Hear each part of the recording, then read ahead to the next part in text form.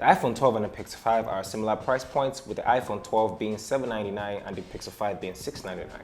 A lot of people are going to be spoiled for choice and they're going to ask themselves two questions. Should I go for the Pixel 5 that has a great battery life, a great camera, great software, 90Hz refresh rate, but isn't the best chipset in 2020?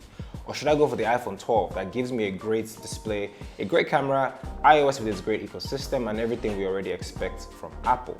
One phone does something better than the other, so which should you buy? Let's find out.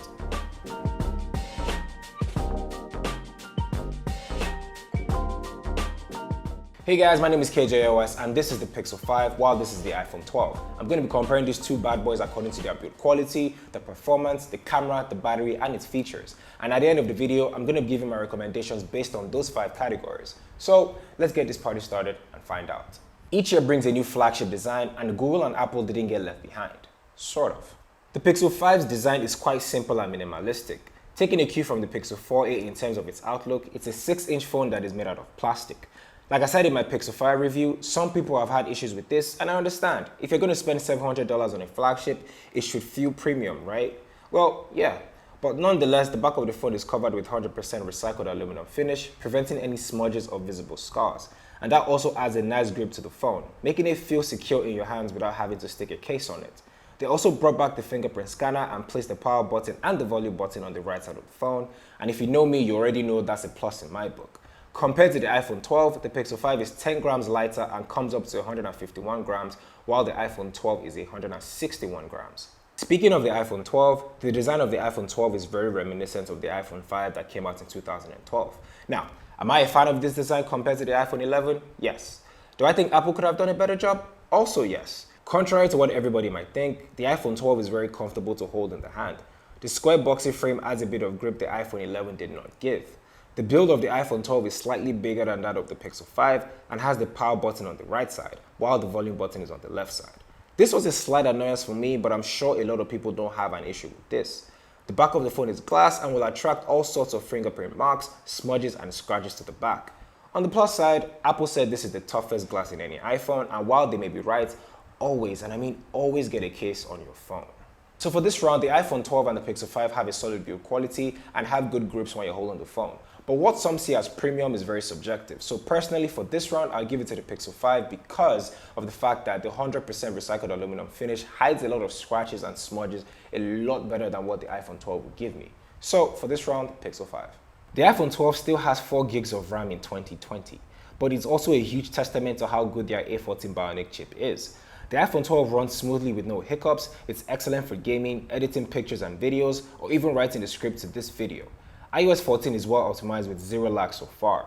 RAM management and app retention is slightly better than last year, and I find myself going back to apps I opened hours ago, so that's a positive.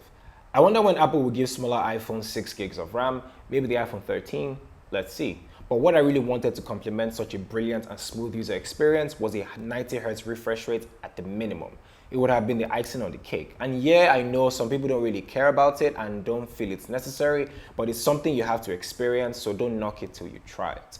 The Pixel 5, on the other hand, has a 90Hz refresh rate, 8 gigs of RAM, and a mid-tier chipset that is the Snapdragon 765G.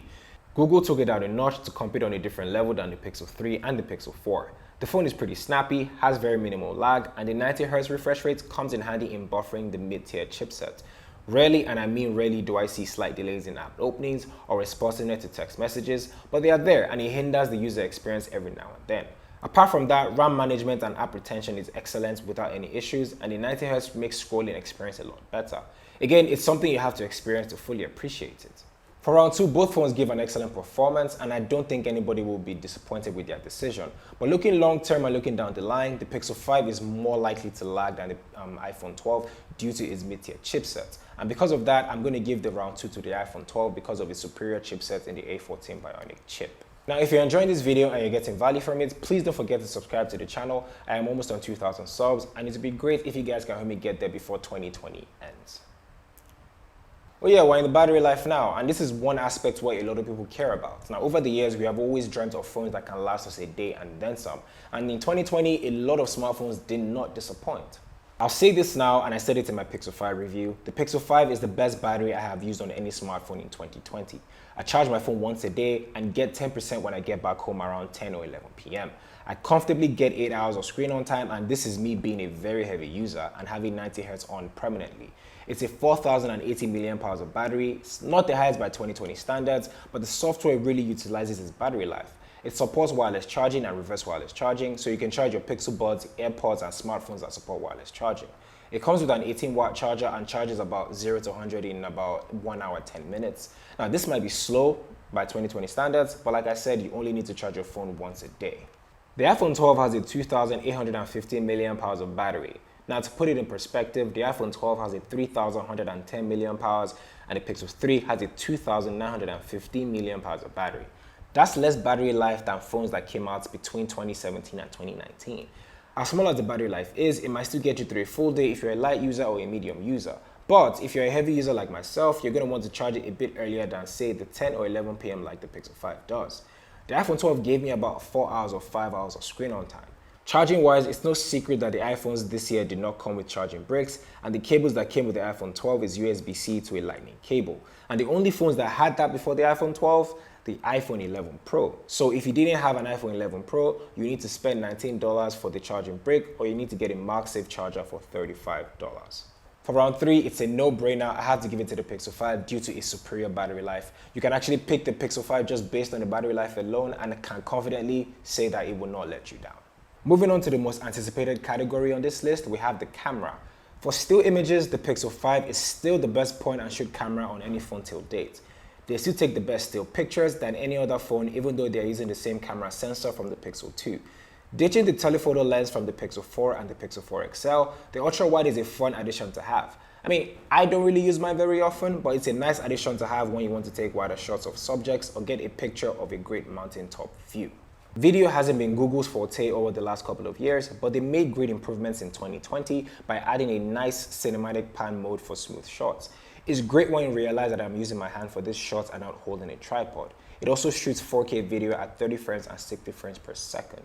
The iPhone 12, just like the Pixel, has a standard lens and an ultra-wide lens. There isn't much difference between the iPhone 12 and the 11 in terms of picture quality.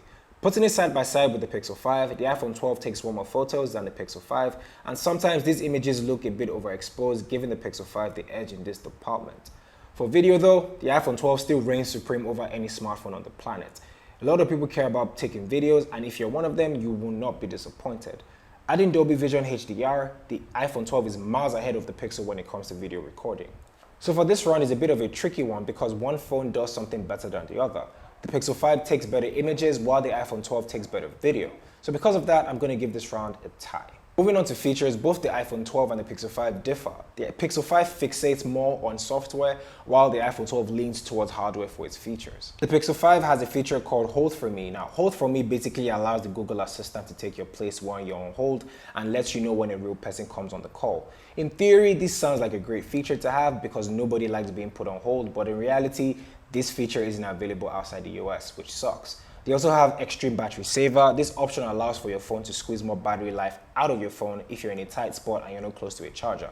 It shuts down all your apps and allows you to pick only essential apps you need at the time.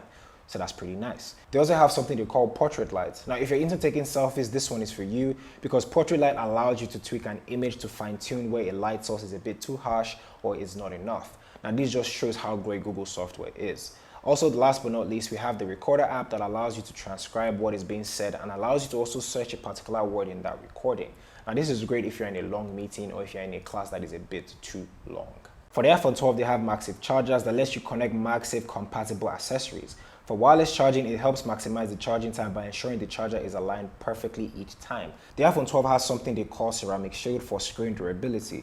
This new composition introduces hard nano-ceramic crystals into its glass that makes the glass a lot harder to break. Now, I'm not saying you should go around dropping your phone, but it's nice to have extra protection every now and then. For the fifth and final round, I'm going to give it to the Pixel 5 because its features are more paramount and they are more practical in our everyday lives. So for the fifth and final round, Pixel 5. So the ultimate question, which should you buy or which is better value for money? Now let's look at it from two different perspectives. Now, if you're in the Apple ecosystem, whatever I say might not really sway you. You will still go out there and buy the iPhone 12 because you're already in that ecosystem and it's pretty hard to get out of it. However, if you're a neutral, you should go for the Pixel 5 because its features complement our everyday lives. It has a great battery that lasts a day and then some, and it has the best picture-taking camera on a smartphone in 2020 and an improved video setup. Also, it's also $100 cheaper than the iPhone 12. Well, there we have it. Thanks for watching. Please give this video a thumbs up if you liked what you saw. This really helps me go a long way. My name is KJOS, and I'll catch you guys on the next one where we talk all things tech.